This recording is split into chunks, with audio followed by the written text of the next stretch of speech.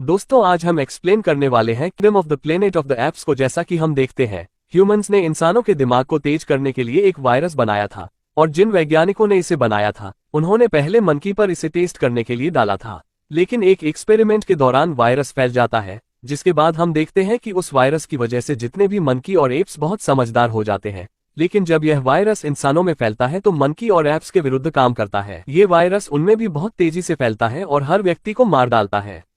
साथ ही बहुत कम लोग इस वायरस से बच पाते हैं क्योंकि वे इम्यून हो जाते हैं और जितने भी इंसान बचते हैं उनका दिमाग भी धीरे धीरे खराब होने लगता है और उनकी सोचने समझने की क्षमता भी कम हो जाती है। इसके बाद इंसान न तो बोलने ना चीजों को समझने और ना तो पहले की तरह समझदार रह पाते हैं। मतलब ये है कि अब दुनिया में मंकी लोग सभी इंसानों की तरह बुद्धिमान हो जाते हैं और ह्यूमन लोग जानवरों की तरह हो जाते हैं। अब ये कहानी थर्ड पार्ट तक जाती है जहां हम देखते हैं कि सभी बंदरों के लीडर सीजर मर जाते हैं। इसलिए इस फिल्म यानी kingdom of the planet of the apps की बात करें, ये कहानी 300 साल पहले से शुरू होती है। हम देखते हैं कि 300 वर्षों में दुनिया बहुत बदल गई है और ये सभी लोग जंगल में ठीक उसी तरह से रहते हैं जिस तरह हमने सीजे के समय में देखा था। इसके बाद हम नोवा नामक मुख्य कैरेक्टर से मिलते हैं। नोवा भी जंगल में रहने वाले एप्स का सदस्य है और मूलतः इन एप्स के मुखिया का बेटा है। नोवा, अनाया और सोना एक ऊंची पहाड़ी पर चढ़कर बांस के अंडे लेने जाते हैं। लेकिन जब नोवा अंडे उठा रहा होता है तभी उसको गरुड़ अपने पंजे से मार के नीचे गिरा देता है और नोवा नीचे गिर रहा होता है तभी पेड़ की तने को पकड़कर ऊपर आ जाता है और तीनों को एक एक अंडे मिल जाते हैं। तो वे वापस अपने कबीले में चले जाते हैं। जब ये वहां पहुंचते हैं तो पता चलता है कि सभी जवान बंदर अपने खुद के बाग में पालतू बाज पालते हैं। वास्तव में जब कोई व्यक्ति अपने कबीले से जवान हो जाता है तो उसे भी एक गरुड़ का अंडा दिया जाता है और जब उस अंडे से बांस फूटकर बाहर आता है तब जाकर वो ऐसा कर सकता है। सबको उसकी हिफाजत करनी होती है, उसे पालना पोसना होता है, उसे शिक्षित करना होता है। हम ये भी जानते हैं कि ये सभी अपने बांस को नियंत्रित करने के लिए एक खास तरह का गाना गाते हैं और इस तरह का गाना गाने में यानी कि ऐसा साउंड निकालने में नोवा के फादर यानी कि उनके पूरे कबीले का लीडर सबसे एक्सपर्ट है। अब कहानी में हम देखते हैं कि जब नोवा अपने अंडे को पाकर उसे सुरक्षित रखता है तो एक दिन रात को एक ह्यूमन लड़की नोवा के कबीले में खाने की तलाश में आती है। लेकिन जब वह उसे देखता है वो वहां से भागने की कोशिश करती है जिससे नोवा से झड़प हो जाती है, जिससे नोवा का अंडा टूट जाता है। जब उसके अंडे टूट जाते हैं तो वह सोचता है कि वो जंगल में जाएगा और पास के दूसरे अंडे को ढूंढेगा। नोवा इसके लिए अंडा खोजने निकलता है लेकिन उसे रास्ते में उसके कबीले के दो आदमी दिखते हैं। वो दोनों जमीन पर पड़े हुए होते हैं। उनको इस हालत में पड़ा देखकर वह जानता है कि किसी ने उन्हें बहुत बुरी तरह से मारा है और अब उनकी जान जाने वाली है। तब नोवा पूछता है कि आखिर ये सब उनके साथ किसने किया। वे बताते हैं कि जिस प्रकार उनके बंदरों का कबीला है ठीक उसी तरह से एक और वानर कबीला है। लेकिन जैसे उनका वानर कबीला जंगल में रहता है ठीक उसी तरह ये समुद्र के किनारों पर रहते हैं। लेकिन समुद्र के किनारे रहने वाले वानर हमसे बहुत नफरत करते हैं, इसलिए ये हमें अपना गुलाम बनाने की कोशिश करते हैं। अगर हम विरोध करते हैं तो ये हमें मार देते हैं। तभी वहां पर समुद्री कबीले के वानर आ जाते हैं और नोवा छिप जाता है। तो वो लोग नोवा के घोड़े को हथियार से मारते हैं जिससे घोड़ा अपने कबीले में भाग जाता है, जिससे समुद्री वानरों को नोवा का कबीला पता चल जाता है। इसलिए वो जल्दी से हमारे कबीले तक पहुंचेंगे और इसे पूरी तरह से नष्ट कर देंगे और हमारे लोगों को गुलाम बना लेंगे। जब वह अपने कबीले में वापस आता है तो वह देखता है कि दूसरे वानर उसके कबीले को आग लगा चुके हैं और वे उसके कबीले में रहने वाले सभी लोगों को बुरी तरह मार डालते हैं और उन सभी को बांधकर अपने अधीन कर लेते हैं और नोवा के फादर पर भी हमला करते हैं। ये देखकर वह अपने पिता को बचाने जाता है लेकिन नोवा को समुद्री वानर सीधा नीचे गिरा देते हैं। तब नोवा सीधे झाड़ियों में गिर जाता है और समुद्री वानर नोवा के पिता को मार डालता है क्योंकि वो पूरे कबीले का मुखिया था। बाद में जंगल के सभी वानरों को सीधे समुद्री वानरों के पास ले जाया जाता है और समुद्री वानर के मुखिया का गुलाम बनाया जाता है। नोवा की आंखें अगले दिन खुलती हैं और उसने देखा कि उसके पूरे कबीले को जला दिया गया है। उसके पिता भी मर चुके हैं, उसके कबीले में रहने वाले सभी लोगों को कैद कर लिया गया है। इसके बाद वो अपने पिता को दफना देता है और उनका अंतिम संस्कार करता है। फिर उसने कसम खाई कि वो समुद्री वानर के मुखिया से अपने पिता की हत्या का बदला लेगा और अपने सभी साथियों को बचाएगा। इसके लिए वो जंगल में उन सभी बंदरों की तलाश में जाता है। जब नोवा जंगल में जाता है तो वो एक और वानर से मिलता है और ये रिंगटोन मॉरिस की तरह लगता है। मॉरिस और इसमें थोड़ा अंतर होता है लेकिन इस रिंगटोन का नाम राका है, लेकिन ये भी मॉरिस की तरह बहुत बुद्धिमान और अच्छे हैं। नोवा राका के पास बहुत सारी किताबें देखकर पूछता है कि आखिर ये सब क्या है।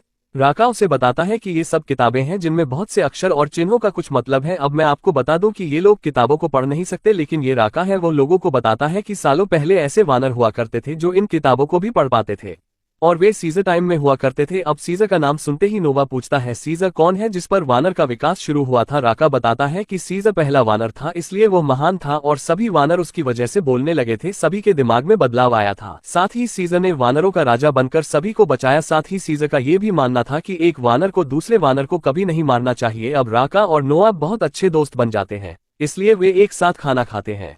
लेकिन वो लड़की जिसने नोवा से टकराकर उसका अंडा फोड़ दिया था उनके पास आती है। जब वे खाना खा रहे होते हैं वो लड़की को देखकर गुस्सा हो जाता है, लेकिन राका उसे रोकता है और कहता है कि महान सीजर इंसानों से प्यार करते थे, इसलिए वानरों को भी इंसानों से प्यार करना चाहिए, न कि उन्हें डांटना चाहिए। इसके लिए राका लड़की को कुछ खाना देता है और जब वह खाती है तो दोनों की दोस्त बन जाती है। यहाँ राका बताता है कि एक समय था जब इंसानी लोग बोल सकते थे, साथ ही वे बहुत बुद्धिमान थे और बहुत सभ्य जीवन जीते थे, लेकिन आज लोगों में बहुत बदलाव आया है। अब वे जानवरों की तरह रहते हैं और बुद्धि भी नहीं है। इसके बाद अगले दिन राका और वो लड़की जंगल में आगे जाते हैं। जंगल में आगे जाकर उन्हें कई और लोग दिखते हैं जो देखने में आदिवासी की तरह लगते हैं और जंगलों में खाना ढूंढ रहे हैं, लेकिन उसी समय दूसरे कबीले के वानर वहां आते हैं और लोगों को मारने लगते हैं क्योंकि वे लोगों से नफरत करते हैं। लेकिन नोवा और राका यहां से उस लड़की को बचाकर उसे दूर ले जाते हैं। वहां से बच निकलने के बाद लड़की उनसे बात करती है और उसका नाम बताती है। राका हैरान होकर बोलता है कि आखिर लड़की बोल कैसे सकती है। ये सुनकर मैं उन दोनों को बताती है कि उसमें बुद्धि और बोलने की क्षमता है जो उसे बाकी लोगों से काफी अलग बनाता है। उसके कपड़े पहनने के तरीके भी है। साथ ही वो उन्हें बताती है कि उसके झुंड में रहने वाले लोग बहुत बुद्धिमान थे, लेकिन आज जिन वानरों ने हमला किया था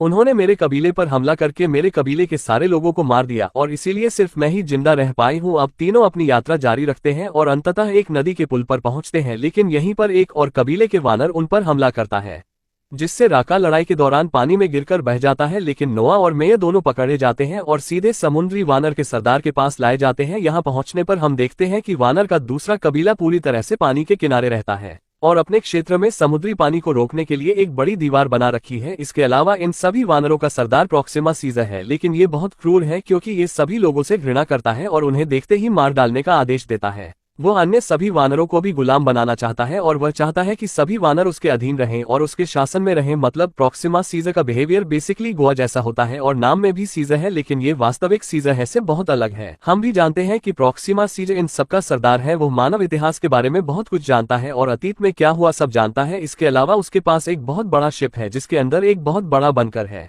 जिसमें इंसानों के बहुत सारे हथियार और शक्तिशाली टेक्नोलॉजी के नवीनतम उपकरण हैं। लेकिन उस बंकर का दरवाजा बंद होता है, इसलिए उसने अपने सभी गुलामों की मदद से उस दरवाजे को खोलने का प्रयास करता है, लेकिन हर दिन कोशिश करने के बाद भी वो दरवाजा नहीं खुलता है। लेकिन उसका लक्ष्य है कि किसी भी तरह से इस बंकर के दरवाजे को खोल दे ताकि उसमें छिपे हुए हथियारों और शक्तिशाली उपकरणों को हासिल करके सभी इंसानों को मार डाले और सभी वानरों को हमेशा के लिए अपना गुलाम बना ले। इसके बाद वो अंततः पूरी दुनिया पर शासन कर सकेगा। हालांकि प्रॉक्सिमा सीजर इंसानों से इतनी नफरत करता है क्योंकि वो ह्यूमन हिस्ट्री का बहुत जानता है और इसीलिए प्रॉक्सिमा सीजर ऐसा सोचता है कि अगर इंसानों के पास फिर से दिमाग आ गया और वो फिर से होशियार हो गए तो वो एक बार फिर से बंदरों को अपना गुलाम बना लेंगे और इसीलिए ऐसा कुछ ना हो इसके लिए वो चाहता है कि वो इंसानों के हथियार को हासिल करके सारे इंसानों को खत्म कर दे ताकि उसे रोकने और गुलाम बनाने वाला कोई न बचे। अब बात करें नोवा की तो वह पहले प्रॉक्सिमा सीजर के बारे में जानता है और उसके इरादों के बारे में भी जानता है और यह भी जानता है कि अगर प्रॉक्सिमा सीजर अपनी योजना में सफल हो गया तो वह लोगों को मार डालेगा और उसके सारे साथियों को हमेशा के लिए बंदी बना देगा। इसके लिए मैं सीधे जिम्मेदार हूँ। मैंने पास आकर मुझसे बात करता है और मैंने उसे बताती है कि उसके सभी लोग यानी इंसान अभी काफी कमजोर हो चुके हैं और उसके लिए उसे एक ऐसी किताब की जरूरत है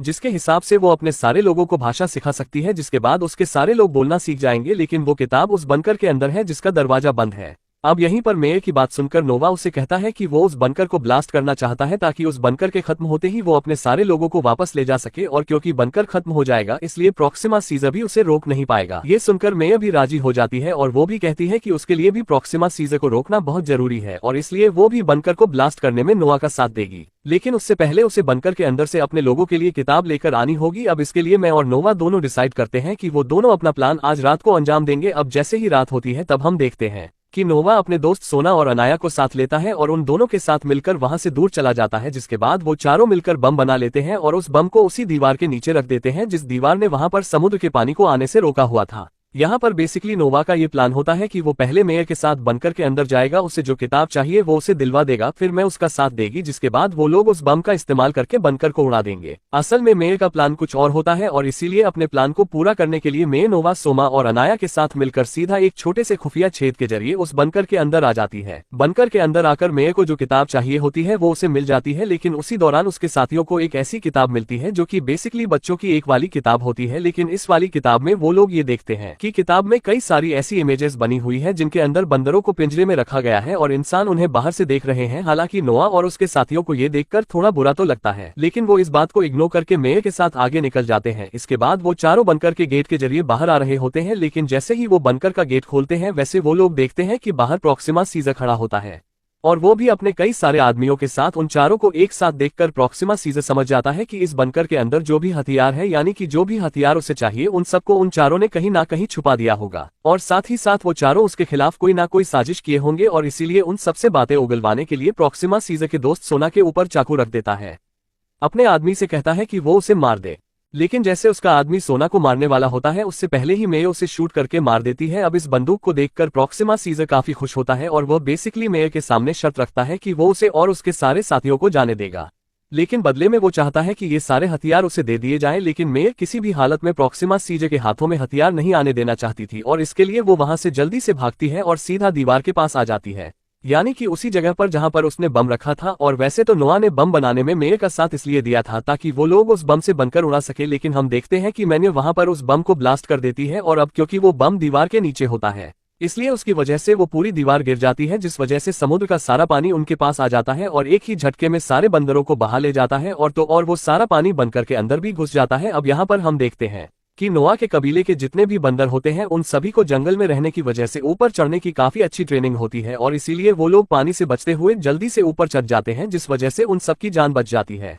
लेकिन प्रॉक्सिमा सीजर के जितने भी आदमी होते हैं वो सब मारे जाते हैं। इसके बाद उसके सारे साथी सबसे ऊपर पहुंच जाते हैं, लेकिन वहां पर हमें देखते हैं कि वहां पर प्रॉक्सिमा सीजर आ जाता है और वो वहां का को मारने लगता है और सभी लोगों से कहता है कि वो सब उसके गुलाम हैं, इसलिए वो सब उसकी गुलामी करते रहें। यहाँ पर हम देखते हैं कि नोआ धीरे से अपने कबीले का वो वाला गाना गाने लगता है जिस गाने से वो सभी अपने बाजों को बुलाया करते थे और इसीलिए यहाँ पर जैसे ही नया गाना गाता है वैसे प्रॉक्सिमा सीजर के पास बहुत सारे बाज आ जाते हैं और वो सब उसे उठाकर सीधा पानी में फेंक देते हैं, जिसके बाद प्रॉक्सिमा सीजर पानी में डूब जाता है। इसके बाद वो अपने कबीले के सारे लोगों को लेकर अपने जंगल वापस आ जाता है और जंगल आकर वो लोग अपने घर को एक बार फिर से बनाते हैं और पहले की तरह नॉर्मल जिंदगी जीने लगते हैं। अब यहाँ पर मूवी का फाइनल सीन आ जाता है जहाँ पर हम देखते हैं कि मेय ने उसे धोखा दिया है और इसीलिए नोवा मेय से बहुत नाराज होता है। वो और उसके सारे साथी यह तय करते हैं कि वो लोग इंसानों के ऊपर कभी विश्वास नहीं करेंगे। इसके साथ ही वो लोग ये भी तय करते हैं कि अब से वो लोग खुद को बहुत डेवलप करेंगे ताकि वो बहुत शक्तिशाली हो सके और कोई भी उन्हें गुलाम न बना सके। अब इसके साथ ही हमें दूसरा साइड दिखाया जाता है जहां पर हम सभी को देखते हैं यहाँ पर मेई बनकर से जो किताब निकाली होती है वो उसे लेकर सीधा दूसरे इंसानों के पास चली जाती है। मेई जब दूसरे इंसानों के पास आती है तब हम देखते हैं कि असल में वहां पर मेई के जैसे और भी कई सारे इंसान हैं, मतलब कि ऐसे इंसान जो कि बात कर सकते हैं, जिनके पास दिमाग है, बुद्धि है और वो सभी काफी इंटेलिजेंट है। बेसिकली यहाँ पर ये सभी दुनिया के दूसरे कोनों में रहने वाले ह्यूमन से कम्युनिकेट करने की कोशिश कर रहे होते हैं और इसलिए जैसे ही मैं इन सबको किताब देती है वैसे वो किताब से जानकार सैटेलाइट को ठीक कर लेते हैं